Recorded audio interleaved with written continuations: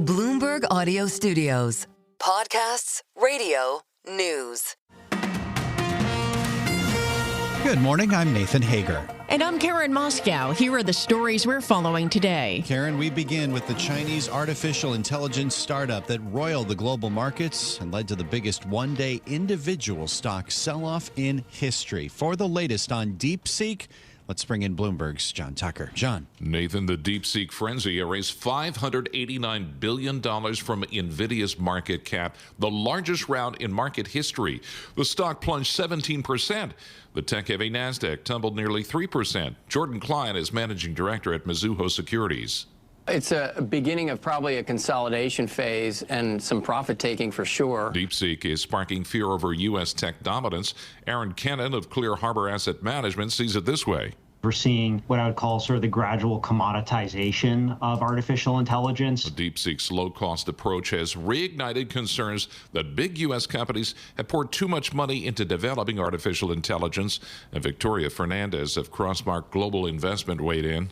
Obviously, the tech game can turn on a dime. We've seen it over the last 24 hours. I do think that the U.S. is probably still a little bit ahead. DeepSeek even drew praise from NVIDIA. NVIDIA said in a statement that DeepSeek's model is an excellent AI advancement.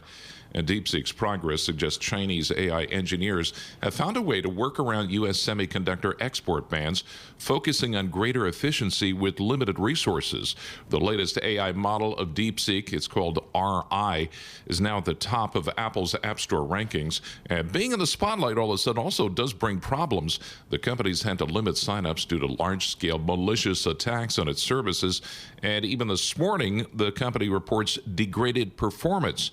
And this morning, Nathan and Karen, NVIDIA shares, we should point out, they're up 5%. All right, John, thank you. Well, the DeepSeek sell-off on Wall Street also hit the world's elite, and we get that story with Bloomberg's Gino Cervetti. The world's 500 richest people lost a combined $108 billion on Monday.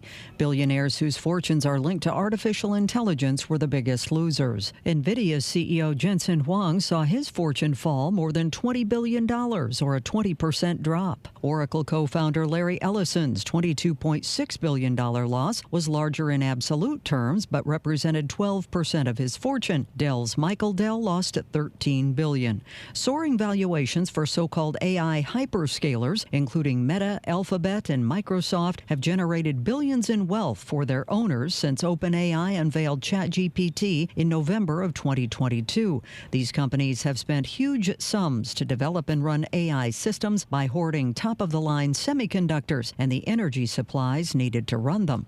Gina Cervetti, Bloomberg Radio. All right, Gina, thank you. One of DeepSeek's biggest competitors in the U.S. could be OpenAI. And in a post on X, the company's CEO Sam Altman said DeepSeek's R1 is an impressive model. He added, quote, "We will obviously deliver much better models, and also it's legit invigorating to have a new competitor," end quote.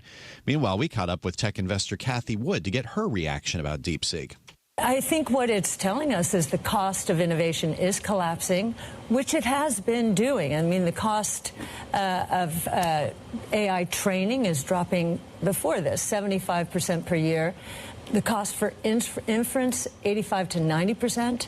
I think it throws the weight more towards inference chips from training chips, and so NVIDIA's highly exalted, and deservedly so, in the training chip space. ARK Investments CEO Cathie Wood made the comments in an interview with Bloomberg earlier this morning in London. Well, Nathan, President Trump also weighing in on DeepSeek. The release of DeepSeek AI from a Chinese company should be a wake-up call for our industries that we need to be laser-focused on competing to win, because we have the greatest scientists in the world. And Trump also sees DeepSeek's apparent breakthrough as good because, quote, "you don't have to spend as much money." And Karen, the president's also weighing in on the future of another Chinese company, TikTok. He told reporters on Air Force One that Microsoft is in talks to acquire the hugely popular app. Then somebody's going to buy it, pay a lot of money, have a lot of jobs, keep a platform open, and have it be very secure. If I don't sign, then it closes. Following the president's comments, Microsoft declined to comment on the company's involvement in any possible deal. Well, Nathan, President Trump is also laying out more details on his tariff plans. In a speech to House Republicans at his Doral Golf Club, the president said he plans to impose duties on computer chips, pharmaceuticals, and metals to encourage foreign production in the U.S. We want them to come back, and we don't want to give them billions of dollars like this ridiculous program that Biden has. Give everybody billions of dollars. They already have billions of dollars. They've got nothing but money, Joe. Later, the president told reporters he wants to enact across-the-board tariffs that are, quote, much bigger than 2.5%. Trump was responding to a Financial Times report that his newly confirmed Treasury Secretary Scott Bessent supports starting with a global 2.5% tariff rate, then raising it by the same amount each month. And Karen, President Trump also says he hopes House Republicans will pass legislation to complete the border wall and step up deportation efforts while also extending his 2017 tax cuts and boosting oil and gas production. But the president's leaving the details up to them.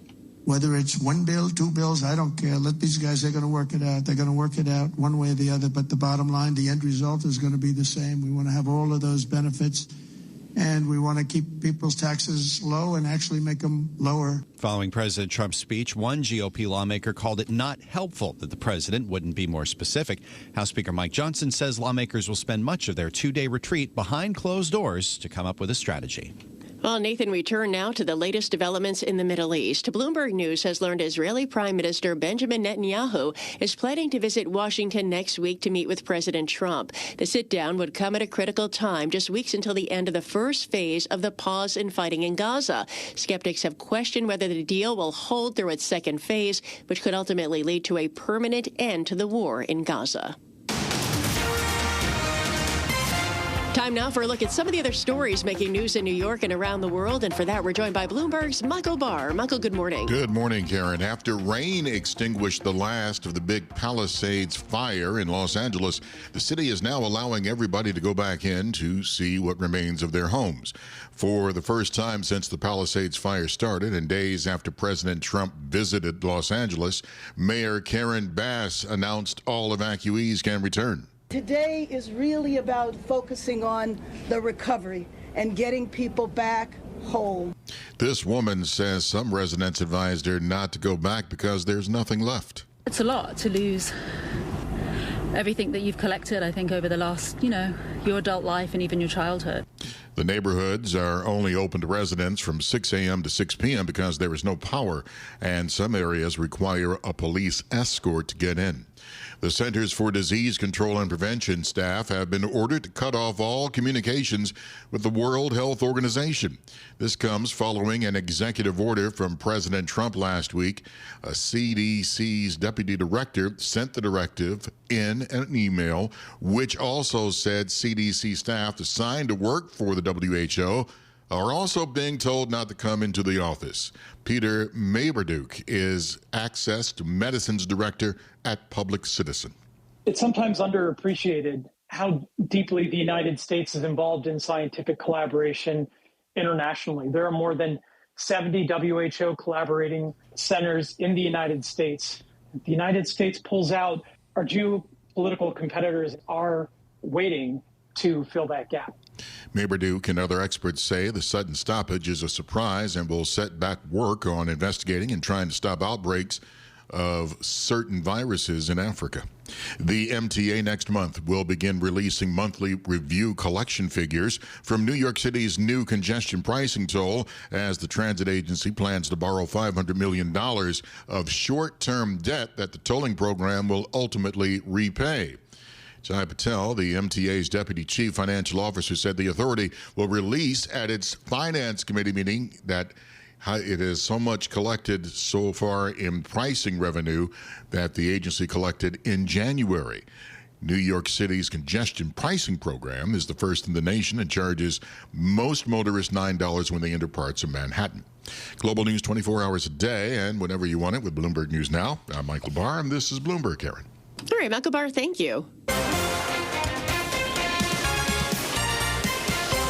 Time now for the Bloomberg Sports Update, brought to you by Tri-State Audi. Here's John Stashower. John, good morning. Good morning, Karen. If you score 143 points in an NBA game, you're going to win. The Knicks did that Saturday. It was the most points they had scored in a non-overtime game in 45 years. 2 nights later, again at the Garden, They scored 143 points again. Beat Memphis by 37. 7 Knicks in double figures. Mikal Bridges, the high man, with 28. Knicks are rolling. 4 straight wins, 16 of the last 22.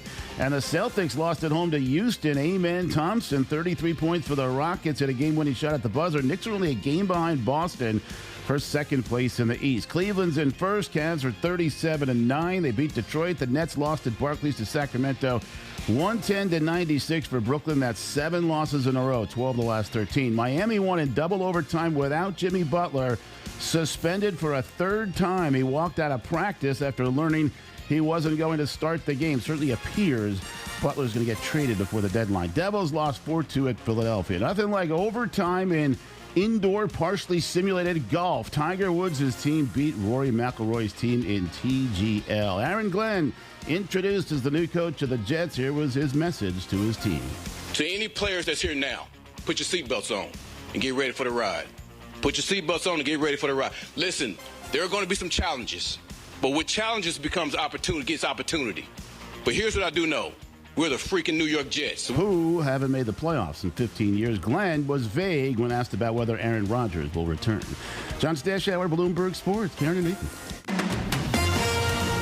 Coast to coast on Bloomberg Radio, nationwide on Sirius XM, and around the world on Bloomberg.com and the Bloomberg Business app. This is Bloomberg Daybreak. Good morning. I'm Nathan Hager. It was the biggest single-day drop for one American company, and it is thanks to an AI startup in China. NVIDIA plunged 17% yesterday, wiping away $589 billion in market value on concern about DeepSeek and its competitive AI model with less advanced chips. For more, ARK Investment Management CEO Kathy Wood joined Bloomberg's Stephen Carroll and Lizzie Burden in our London bureau. Let's listen to that conversation now. Big question. Are you buying the dip? Well, we're fully invested, and we're very comfortable being fully invested. I think our confidence in the bull market broadening out has increased in the last few days. So, sure, the mega caps we think will continue to do well.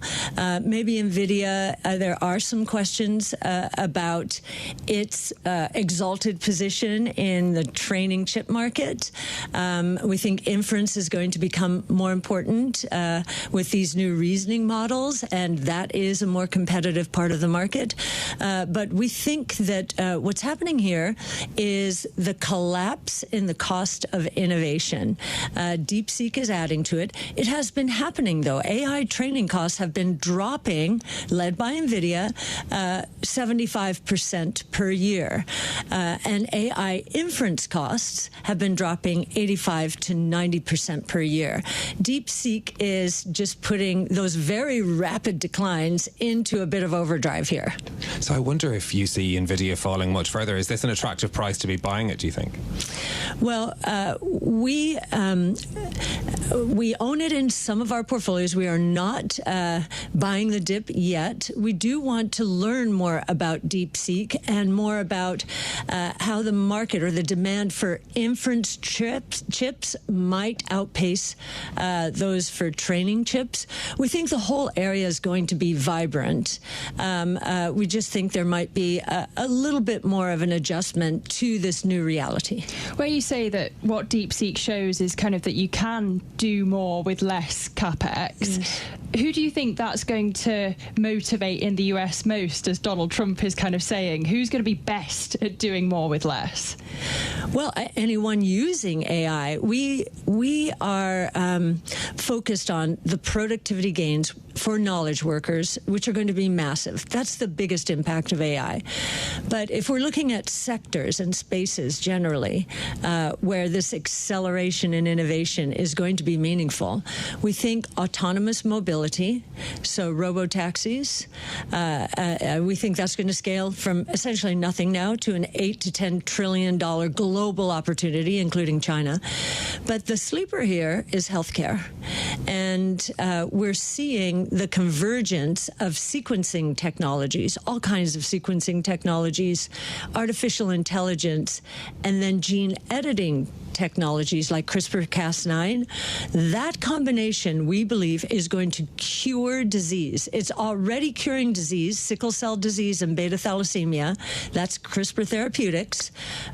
But we think they're aiming now for type 1 and type 2 diabetes.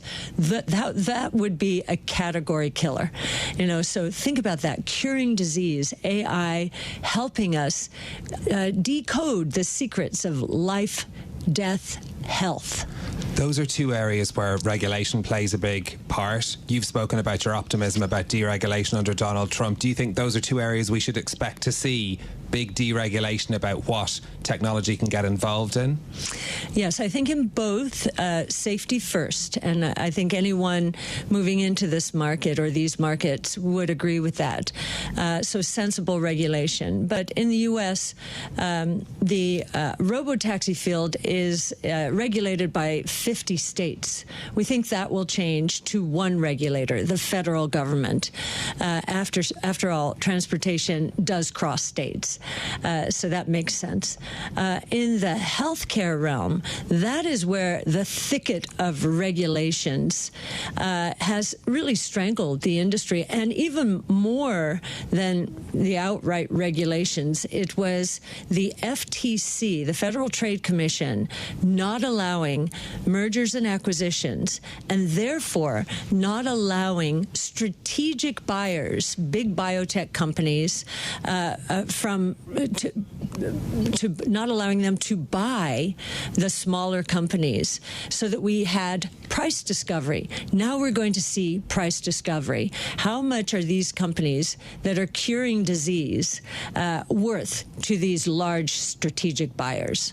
Now, in saying that, I don't necessarily want our companies to be taken out. We think they have miles to go, but we do want price discovery back in the market. Well, you talk about your excitement about autonomous vehicles. Of course, your biggest holding is Tesla, I think. Yes. And we've got Elon Musk's first earnings call tomorrow since Trump's return to the White House. January, typically a call that's a look ahead. What do you need to hear from Musk? We need to hear a continuation of, we're about to launch our autonomous driving system. I mean, in effect, they've launched it. I have full self-driving. I know it's not allowed here in the UK or in Europe, but the improvements... And you feel safe? Oh, yes. Waymo really has broken through a lot of barriers. I feel even though a Waymo vehicle is not safer than a human-driven vehicle, it knows its roads, its narrow roads, meaning there are narrow territories.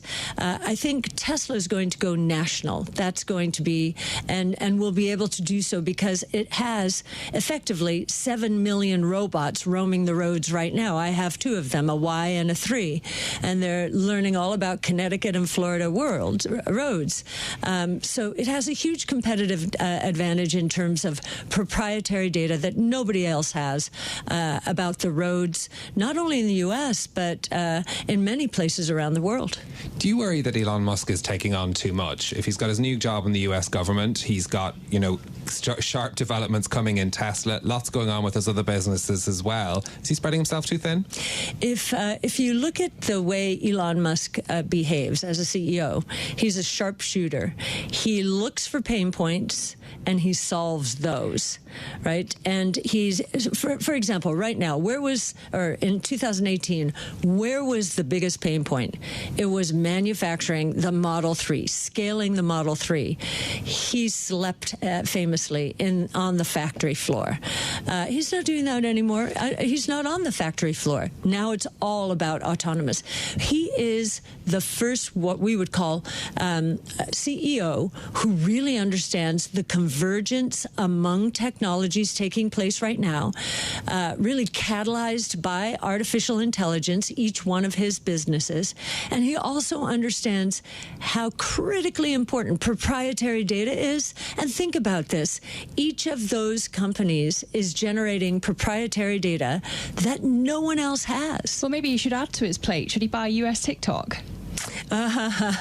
Yes, I mean, I know there have been rumors about that and about the government sharing half, and that's kind of anathema to the United States, the government getting involved like this. I'd be surprised if that happens, but I will also say the Trump administration is full of surprises. It certainly is, and we're only a week into it. Yes. You're here with us in London, and we're delighted to see you. What has you in London? What opportunities are you excited about when you come to the UK? Is this a good place to put your money? Well, we have launched 3 funds. ARC Europe has launched 3 funds here. One is our flagship that is focused on all 5 innovation platforms, so robotics, energy storage, artificial intelligence, multi-omic sequencing, and blockchain technology. So that's the flagship, ARKK. A special one for Europe, which we do not have in the U.S. Because of overlaps with other funds, but we have an AI and robotics fund, and that is ARKI. We think this convergence of robotics and AI is going to lead to humanoid robots and, not just millions of them, but perhaps billions of them longer term, which is going to be a key productivity driver in both the home.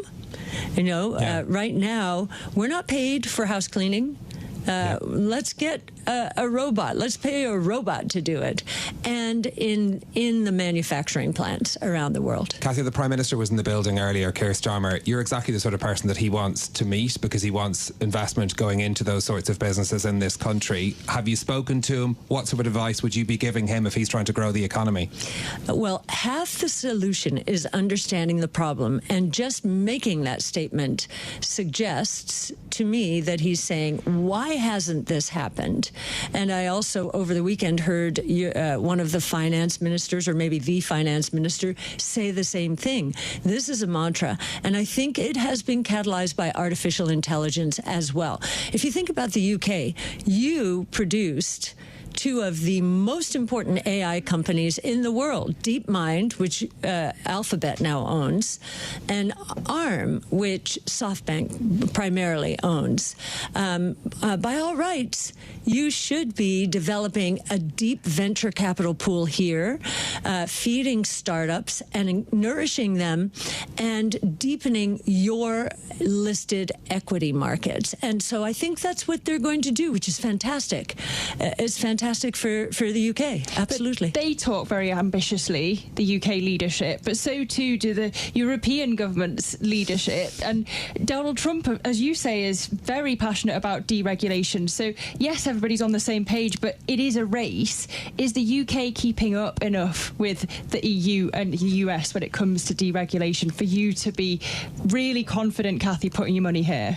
I think that that Europe is more tied up in regulatory knots than the UK is.